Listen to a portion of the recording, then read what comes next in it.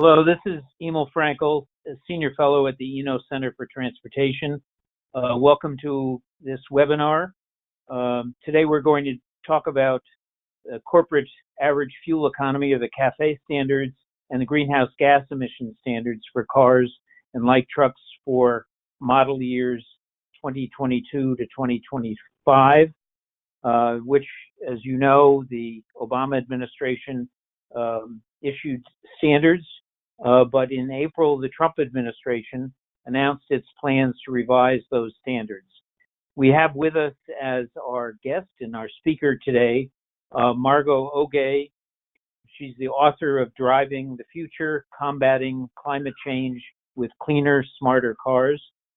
To those of us who've been involved in this field for years, Margo is one of the most important and knowledgeable people in talking about these issues of the CAFE, or the fuel efficiency and greenhouse gas emission standard. She spent 32 years at EPA, rising to the position of Director of Office of Transportation and Air Quality, and was instrumental, was really a key person in the development of the standards about which we'll be speaking today.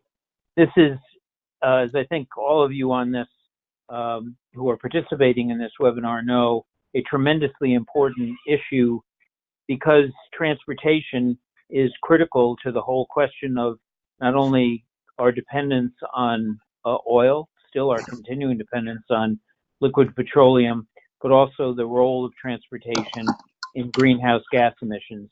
The transportation sector today is the largest single sector of the American economy in terms of contributions, if I can use that word, to greenhouse gas emissions. Approximately 1/3 of American greenhouse gas emissions derive from the transportation sector. And as I mentioned, and as I think we're all aware, that transportation is almost totally, well over 90%, dependent on liquid petroleum. It's obviously we've made strides in terms of shifting to alternative fuels, but petroleum, with all the uncertainties surrounding it, including price, that this remains really critical to the transportation sector and therefore to the economy. No one has been more influential and significant in dealing with these issues than Margo. She is today a distinguished fellow at the Climate Works Foundation. And with that, I'll turn this webinar over to Margo. Let me mention that she will speak for 10 or 15 minutes. After that, we'll go to your questions. You're encouraged to submit questions and comments through the questions function on the webinar panel. You can submit those questions even as Margo is speaking. You can submit them anytime, and we'll do the best we can after Margo concludes to respond to them. So with that, Margo T. Emil, thank you so much for the introduction, and thank you for asking me to speak about this very important issue. This is a pretty complex issue, not that any of the government regulations are simple. So what I would try to do today are three things. First, I'm going to go over the background of the 2025 greenhouse gas and fuel economy standards. Then I will speak about something that probably all of you have been hearing for the last at least a year and a half, midterm review and a proposal from NHTSA, EPA, and concerns expressed by California to set these 2025 standards. And then briefly, I will discuss a little bit the implications and potential issues that will result from these new efforts. So before I start, I wanted to give you a brief overview about the three agencies that are implementing fuel economy standards and greenhouse gas standards. The first agency is NHTSA, and as many of you know, NHTSA, under the Energy Policy Conservation Act, otherwise called EPCA, has the authority to set fuel economy standards since the 70s. Second agency is the Environmental Protection Agency, and EPA has the authority to set emission standards for cars and all other mobile sources and stationary sources since the beginning of the agency in the 70s. And then California, the state of California, was setting their own standards before even the inception of EPA in 1972. And actually, the Clean Air Act, the first Clean Air Act that passed in 1972, and follow-up revisions of the Clean Air Act is allowed California to set its own more stringent car standards than the federal government, but the state has to ask EPA to grant them a waiver based on certain criteria. Also, other states with air pollution problems since the 1990s can adopt the California program. To date, 13 states and the District of Columbia have chosen to adopt the California Clean Car programs and standards. Now, in the past 45 plus years, the Environmental Protection Agency has granted all the requests to California, approximately 45 waiver requests, with the only exception in 2007 when EPA denied California of setting its own greenhouse gas standards for cars under President George W. Bush. The waiver was reconsidered and granted in 2009 under President Obama. Now I'm going to give you a lot of dates, and I'm going to make it as simple as possible, but it's a pretty complicated program. So now let's discuss very briefly the joint efforts of the three agencies in setting a harmonized greenhouse gas fuel economy standard. In 1999, EPA received a petition from two NGOs to regulate greenhouse gas emissions from cars under the Clean Air Act. Now, the petition was denied under President Bush and eventually came all the way to the Supreme Court. And on April 2007, the Supreme Court found that EPA indeed has the authority to regulate greenhouse gas emissions like we have regulated other pollutants, because greenhouse gas is a pollutant, according to the Supreme Court, but EPA can regulate such emissions if they found to endanger public health and the environment. Now, the same year in 2007, Congress and President Bush signed into law the Energy Independence Act, and among many other provisions, the 2007 Act authorized NHTSA to set new fuel economy standards by 2030.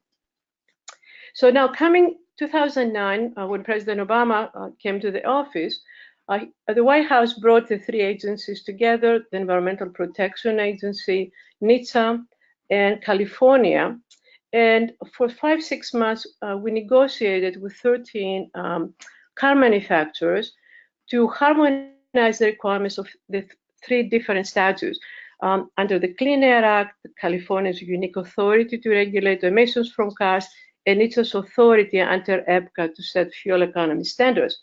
And one of the most important issues for the car companies was and continues to be one national standard. They don't want to have to deal with three different authorities and regulations.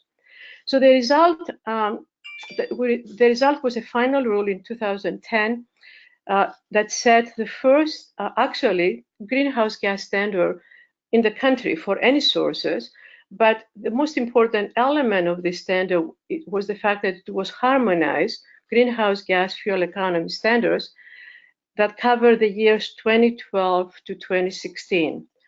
Now, the average standard was about 39 miles per gallon for cars and 30 miles per gallon for 2016.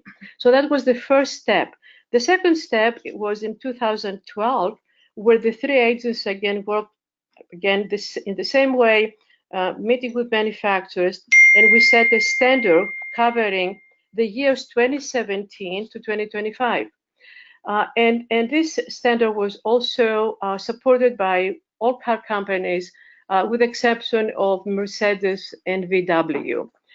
The standard for 2025 was 163 grams of CO2 per mile, and this was determined to be equivalent to 54.5 miles per gallon for the purpose of fuel economy CAFE standards if they were met exclusively with fuel efficiency improvements.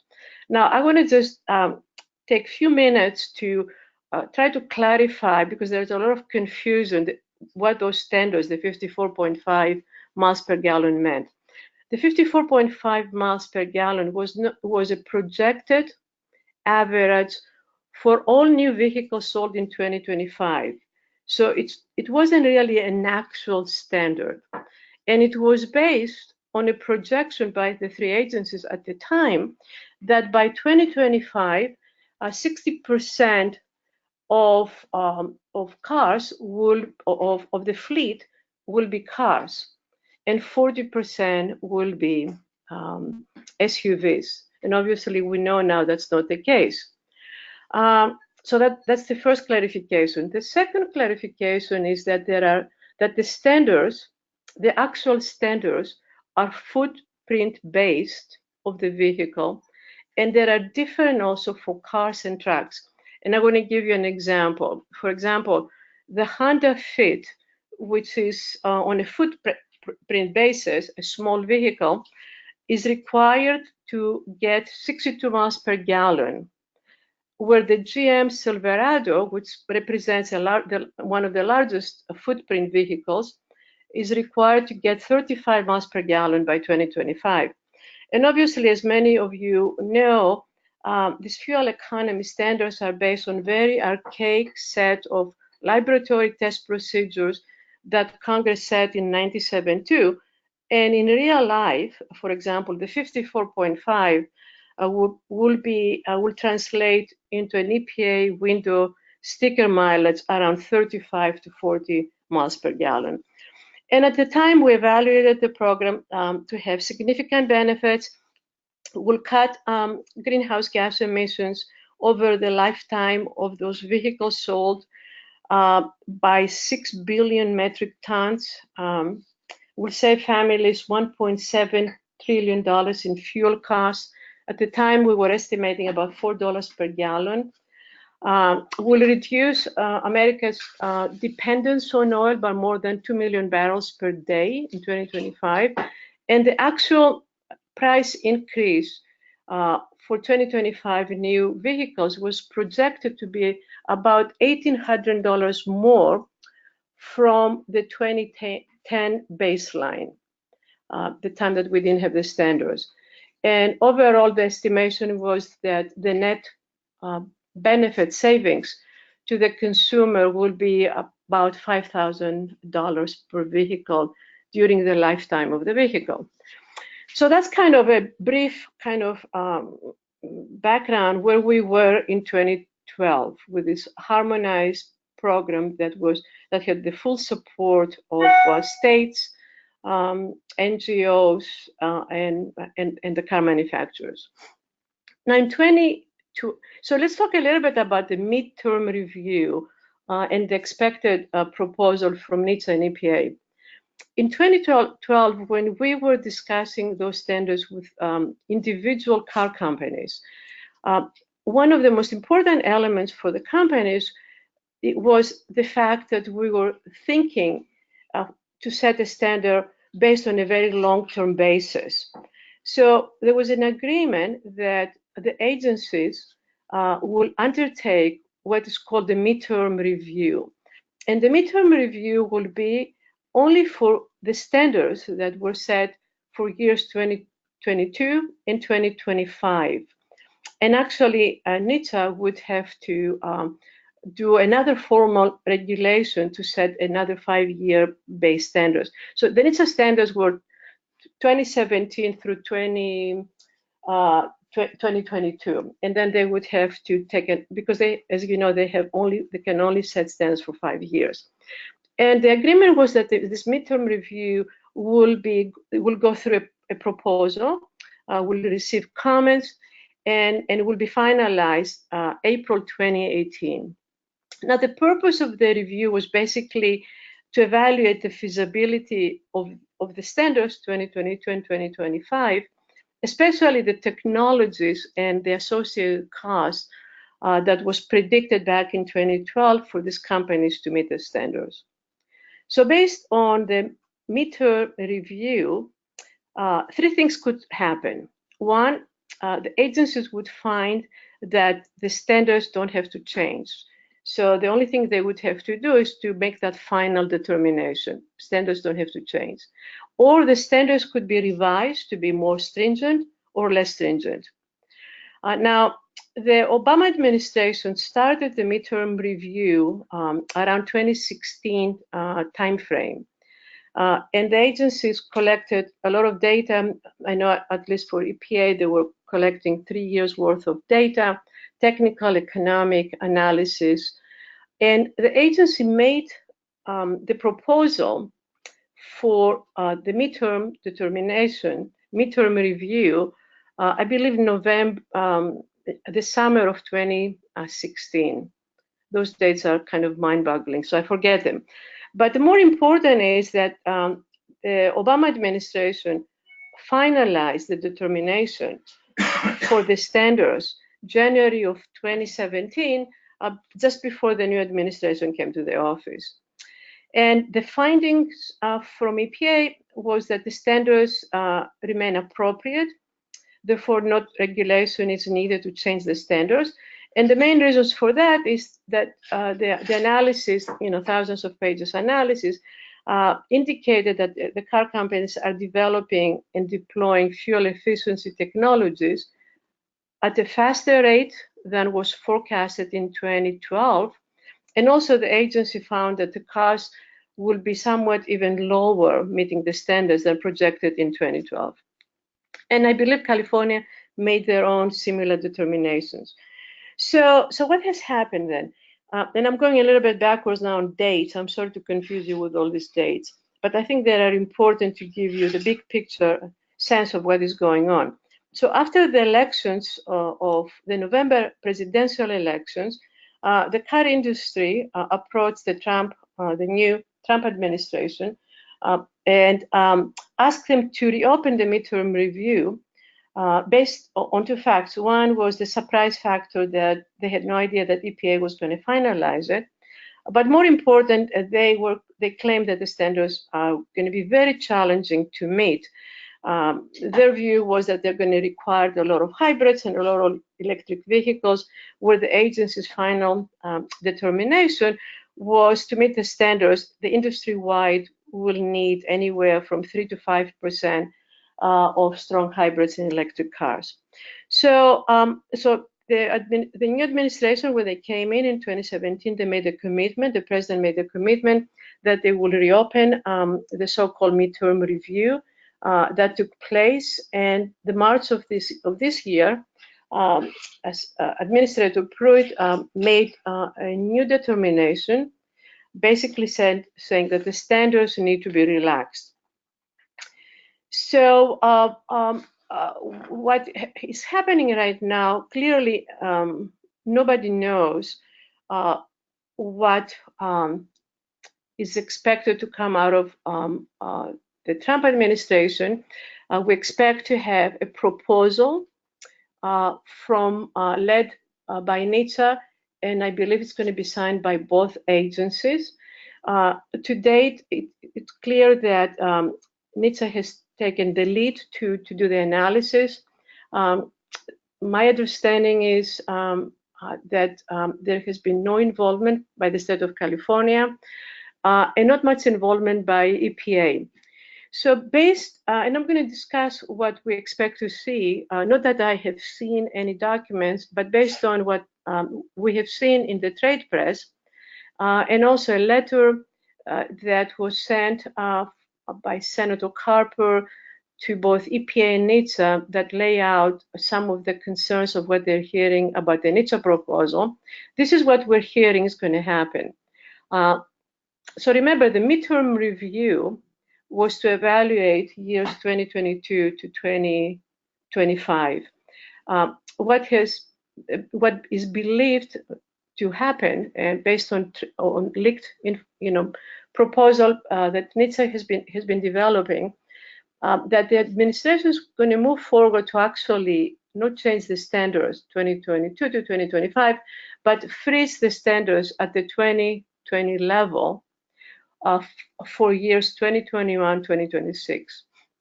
And some of the reasons that are reported for the administration taking that position, first is the cost. The agencies are finding that the costs are more than double than what EPA said a year ago. The second is safety. And the third is what I understand, an issue about U.S. becoming a leader in domestic oil production. Therefore, there's no reasons to continue to have this energy conservation. And I'm sure there are other reasons, but again, I want to make it very clear. This is not based on what I have seen, from NHTSA or from EPA, but this is based on leaked trade press and what Senator Carper's staff have seen.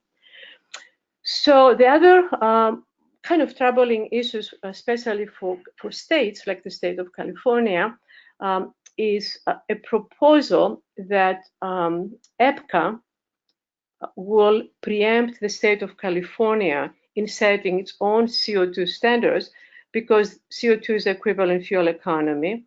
And also, I understand that EPA may withdraw the waiver that was given to the state in 2013 that allows the state to set their own greenhouse gas standards, although they are harmonized with EPA and NHTSA, but also the ZEB mandate. So there will be a lot of challenges if administration finalizes such a proposal.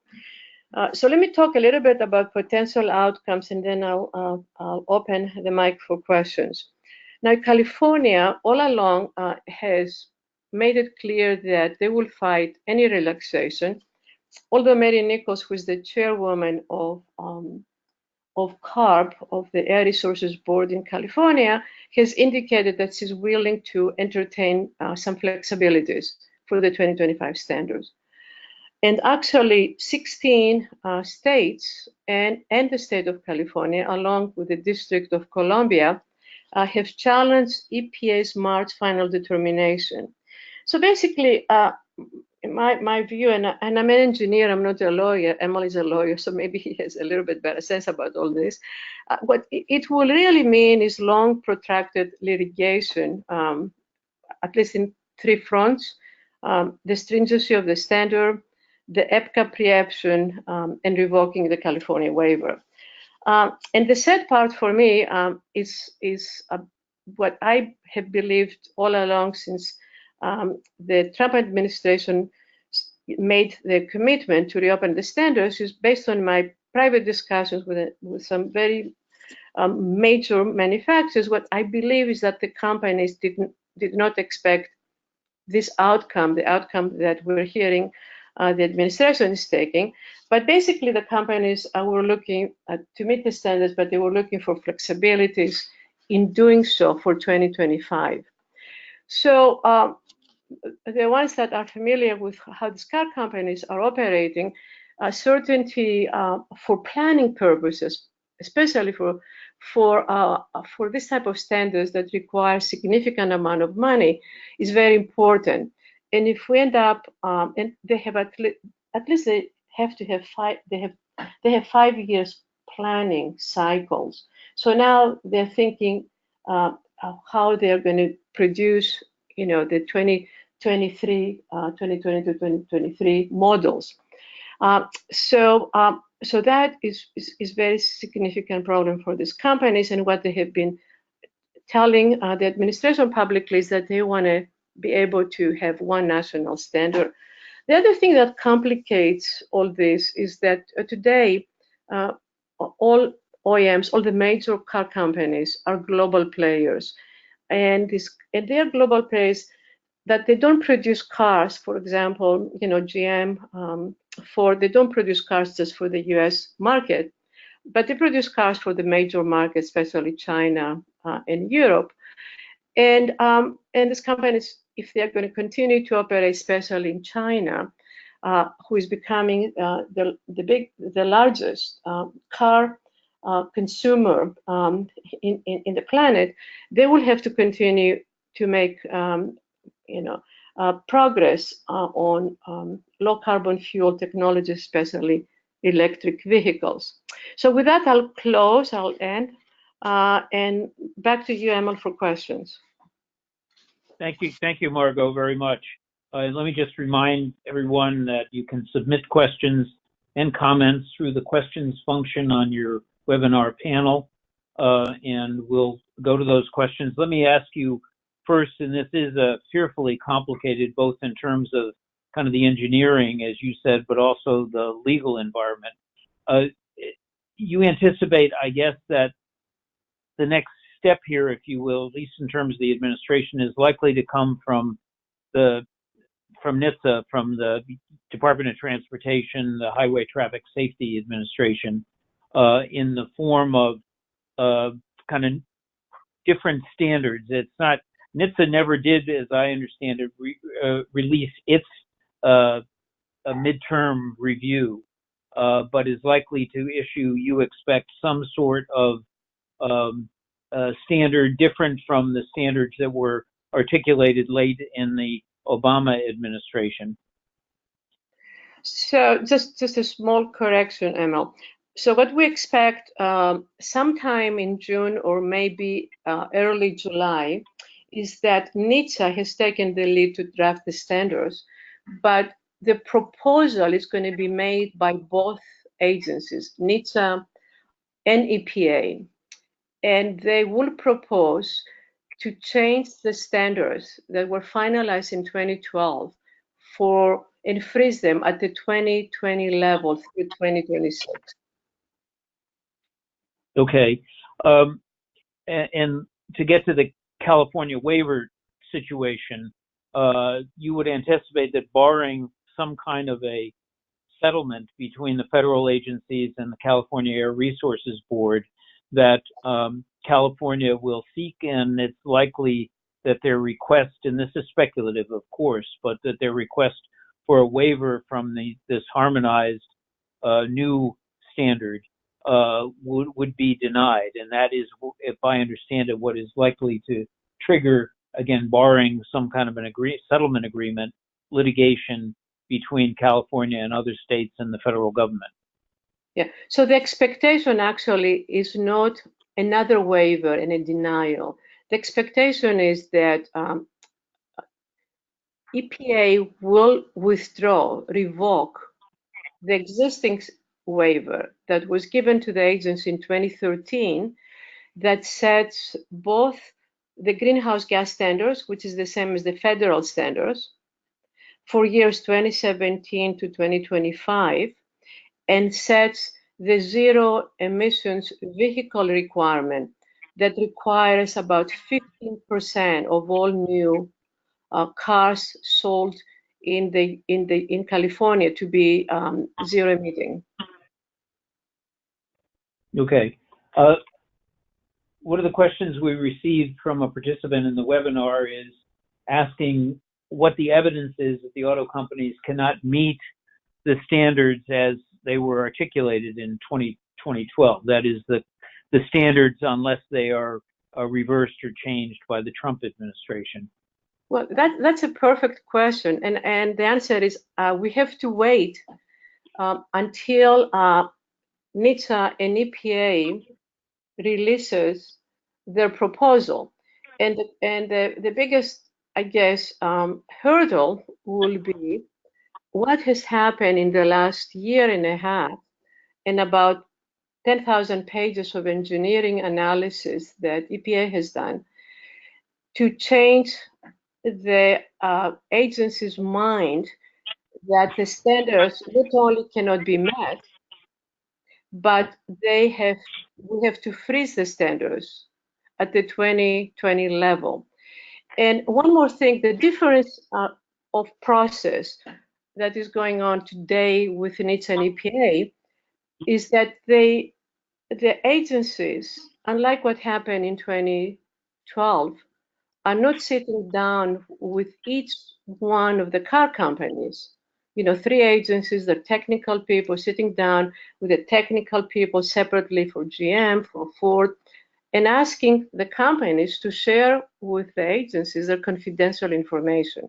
So the information they're using is either public information or information that they have, NHTSA has developed themselves, or information that the association has given the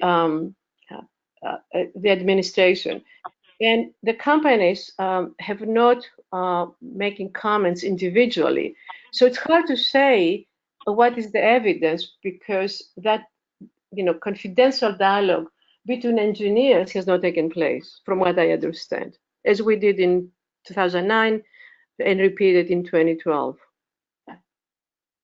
Margo, I'm going to pose what is going to have to be our last question in the interest of time, which maybe is appropriate. This is both incredibly important and also very complicated, both from an engineering environmental point of view, but also from a legal point of view. Are there any publications to which people can refer, in many cases, people who are not expert but are interested in and affected by what is likely to happen over the next months?